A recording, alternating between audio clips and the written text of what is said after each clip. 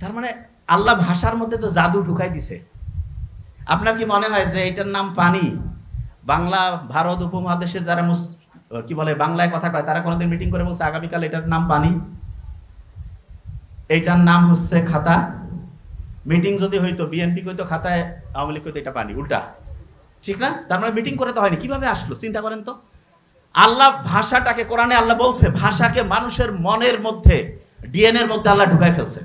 এবং আপনি নিজেও জানেন না যে কোন ভাষা আপনি কিভাবে শিখতেছেন। পাশাপাশি লোক বাস করতেছে, চিটাগাং সিলেটে যাবেন, বাংলা করছে না কি করছে বুঝবেন না ঠিকভাবে, ওরা শিখে ফেলে। আমরা যখন কথা বলি, ইংরেজরা যখন বাংলা কথা বলে আমরা বুঝি যে বাংলা কেমন জানি করছে, আমরা যখন ইংরেজি বলে ওরা বুঝতে পারে, ঠিক না? এই ভাষার যে ভিন্নতা, এটা আল্লাহর একটা নিয়ামত। এবং দেখেন আল্লাহ কিভাবে কাজ করে, যে কথা বলছিলাম, যত ভালো কাজ করবেন আপনার ব্রেইনের ক্যাপাসিটি বাড়বে। চ্যাট জিপিটিকে ব্যবহার করবেন সায়েন্টিফিক ওয়েতে। আপনি যদি চ্যাট জিপিটির দাস হন, খেয়াল রাখবেন, আমি একটা জিনিস বলি, যে কোনো টেকনোলজির দাস হওয়া সবচেয়ে খারাপ। টেকনোলজি যদি আপনার দাস হয় খুব ভালো। টেকনোলজি আপনার দাস কিরকম? আপনার একটা কাজ আপনার টেনশন লাগতেছে, তাকে দিয়ে করিয়ে নিলেন, ওকে ফাইন।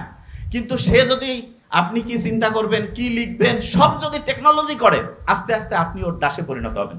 ইলন মাস্কের নাম শুনছেন আপনারা? সে চিন্তা করতেছে, মানুষে যে আলসা, টেকনোলজিকে ব্যবহার করতে করতে, টেকনোলজি যারা আছে, শোনার একটা ঘটনা বলছি এবার। এই যে রোবোটিক সিস্টেম, এই রোবোটিক সিস্টেম নিয়ে একটা ঘটনা বলি, ঘটনাটা শুনলে চমকে উঠবেন। খুব বড় একজন বিজ্ঞানী, তাকে একটা রোবট উপহার দিয়েছে। ওই রোবটটার বৈশিষ্ট্য কি জানেন? কোনো কথা কয় না, কিছু করে না। ধরা যাক যে প্রফেসর স্যারকে একটা রোবট দিয়েছে, ওই রোবটটা এসে চুপচাপ আছে, 24 ঘন্টা স্যারকে অবজার্ভ করতেছে। স্যার যেভাবে কথা বলে, যেভাবে খাওয়া দাওয়া করে, যেভাবে চিঠি লেখে, যেভাবে মোবাইলে কথা বলে, যেভাবে বন্ধুর সাথে আলাপ করে, সব নোট করতেছে। তা স্যার একটা কাগজে লিখে রাখছে, আগামীকাল মায়ের সাথে কথা বলবো। খেয়াল হারাই ফেলছে। রোবট কি ভুলবে? সে চিন্তা করতেছে স্যারের খেয়াল হারাই গেছে, সমস্যা নেই। সে ফোন দিয়া মার সাথে কথা বলছে। হঠাৎ করে স্যারের মনে হয়েছে, কিরে মায়ের সাথে তো কথা বলি নাই। মাকে ফোন দিছে, বলছে বাবা তুমি না একটু আগে আমার সাথে কথা বললা। চমকে গেছে একটু, যে কিরে একটু আগে কথা বললাম, খেয়ালই তো নাই। তারপরে তার একটা জায়গায় একটা চিঠি লেখার কথা ভুলে গেছে। উনি আবার দ্বিতীয়বার লিখে পাঠাইছে। ওইখান থেকে বললো, কি ব্যাপার স্যার, আপনি তো চিঠি লিখে পাঠিয়েছেন। বলছে ওই চিঠিটা দেন তো। ওরে আল্লাহ, চিঠি যখন দেখছে ভয় পেয়ে গেছে। চিঠির লেখা হুবহু স্যারের লেখার মতো। স্যার এবার চিন্তা করতেছে, আমি আর ডায়েরিতে লিখবো না, এবার মাথায় খালি মনে মনে চিন্তা করবো, দেখি হয় কি করে। স্যার মাথায় চিন্তা করতেছে যে আগামী ওই দিন ওই বন্ধুকে দাওয়াত দিব। ভুলে গেছে। সাধারণভাবে না লিখলে আমরা ভুলে যাই। স্যারের কথা ছিল যে সন্ধ্যা 7টায় ফোন দিবে। 7টা যখন পার হয়ে গেছে, 7:30 পৌনে 8টার দিকে স্যারের মনে হয়েছে, কিরে আমি তো ফোন দেইনি, এই সময় একটু টাইম পেয়েছি, ফোন দেই। ফোন দেওয়ার পরে বন্ধু বলছে, বন্ধু তুমি কি করছো, কেন একটু আগে তো ফোন দিলা। স্যার এবার ভয় পেয়ে গেছে। স্যার চিন্তা করতেছে যে কিরে আমি যা চিন্তা করি এও তা চিন্তা করে। পৃথিবীতে কিন্তু একই রকম দুইটা সত্তা থাকতে পারবে না। স্যার তখন চিন্তা করতেছে এই রোবটকে রাখা যাবে না, রোবটও তখন চিন্তা করছে এই লোককে রাখা যাবে না। ফাইট শুরু হয়ে গেছে রোবটের। কি ডেঞ্জারাস বিশ্ব অপেক্ষা করছে আমাদের জন্য দেখেন। তবে ভয়ের কারণ নাই। আমি সবসময় বলি, সবসময় আমি এটা জিনিস বলি, আমাদের বানাইছে আল্লাহ আর আমরা বানাইছি এআই।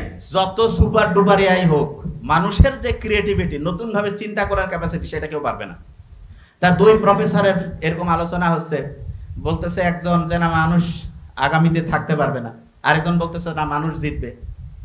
তা দুই প্রফেসর বলছে ঠিক আছে পরীক্ষা হোক, দেখি কে জিততে পারে।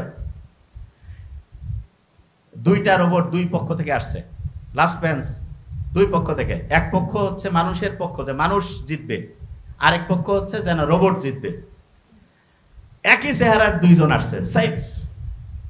এখন দুইজনের মধ্যে একজন হচ্ছে সত্যিকারের মানুষ, আরেকজন হচ্ছে সত্যিকারের রোবট, কিন্তু চেহারা সবকিছু একদম সেম। পরীক্ষা হবে যে কে জিততে পারে। প্রফেসর যেই প্রশ্ন করে দুইজনে উত্তর ঠিকভাবে দিতে থাকে। প্রফেসর যেই কাজে দেয়, খুব ট্যালেন্টেড তো, দুইজনে ঠিকভাবে করতেছে। প্রফেসর তাকে একটা প্রশ্ন, একটা বিষয় সম্বন্ধে উত্তর দিতে বলতেছে, ঠিকভাবে লিখে দিচ্ছে। তখন এই প্রফেসর খুব জ্ঞানী মানুষ, চিন্তা করতেছে কি করলে কে মানুষ আর কে হচ্ছে রোবট, কিভাবে বের করব? দুইজনকে দেয়, দুইজনে খুব স্কিলফুল, মানে সেম টু সেম। তখন উনি ওনার এক বন্ধুকে ডাকছে, ডেকে বলছে, বন্ধু আসো, একটা বুদ্ধি আছে। দুই বন্ধু বসছে, সামনে দুই রোবট, বের করতে হবে কে মানুষ কে সত্যিকারের রোবট। পাশের বন্ধুর সাথে সে গল্প করতেছে, লাস্ট বেঞ্চ 90 ডিগ্রি। পাশের বন্ধুর সাথে সে গল্প করতেছে, কি সেটা? যে বন্ধু খুব ভালো খবর আছে। কি খবর? আমার মা বাপ অ্যাক্সিডেন্টে মারা গেছে। তাই হেসে হেসে যখন এই কথা বলতেছে এবং সে বলতেছে মা মারা গেছে, খুব খুশি হাসি, যে সত্যিকারের রোবট সেও হাসতেছে, কারণ তাকে শিখাইছে হাসলে হাসতে হবে, ভদ্র তো, কানলে কানতে হবে। আর যে মানুষ সে তো জানে এই লোকটা অ্যাক্সিডেন্টে মা বাপ মারা গেছে, হাসতেছে, তার মানে পাগল হয়ে গেছে। ও তাকে বুকে জড়ায় ধরছে। যখন ও বুকে জড়ায় ধরছে তখন ওই বিজ্ঞানী বলতেছে এ হচ্ছে খাঁটি মানুষ আর হচ্ছে রোবট। বুঝা গেছে? তার মানে মানুষের সবচেয়ে পাওয়ারফুল জিনিস হচ্ছে অন্যের প্রতি সহমর্মিতা, অন্যের প্রতি এই যে মানুষের সাথে মানুষের যে বন্ডিং, এটা দুনিয়ার সবচেয়ে সেরা জিনিস।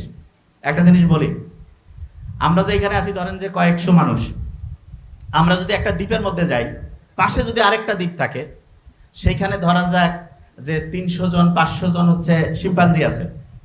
শোনেন আগে মন দিয়ে, শিম্পাঞ্জি একটা দ্বীপের মধ্যে 500 জন শিম্পাঞ্জি একদিকে আর 500 জন মানুষ একদিকে।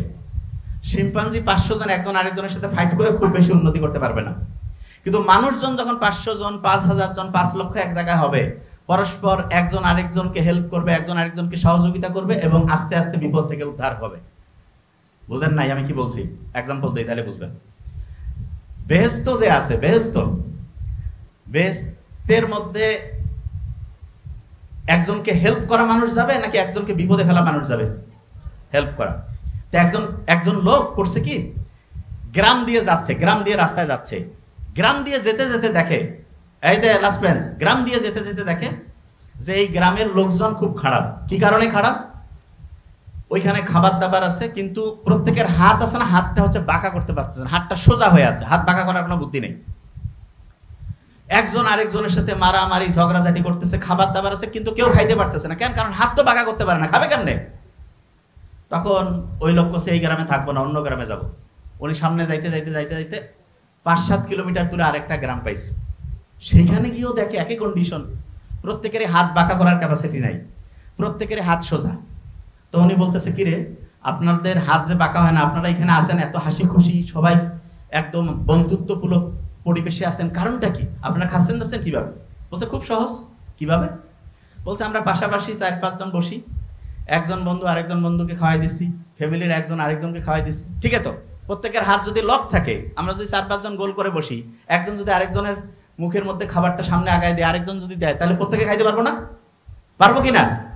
তার মানে আমরা সবাই মিলে যদি একজন আরেকজনকে হেল্প করার মেন্টালিটি রাখি, আলটিমেটলি কি একজন বাঁচবো না সবাই মিলে বাঁচবো? সবাই মিলে বাঁচলে কি ওয়েল থাকবো না ইল থাকবো? ওয়েল বানানটা ডাব্লিউ দিয়ে শুরু না, আর ইল বানানটা কি দিয়া? একা থাকলে আপনি অসুস্থ থাকবেন, সবাই মিলে থাকলে আপনি সুস্থ থাকবেন।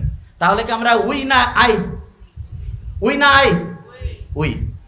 আই এর মধ্যে বহু ভেজাল আছে। ইংরেজির তো নিয়ম আছে না, আই দিয়া হচ্ছে টু বি ভার্ব থাকলে ওয়ার হয়ে যায়, এর সাথে আবার আই এর সাথে ওয়াসও হয়।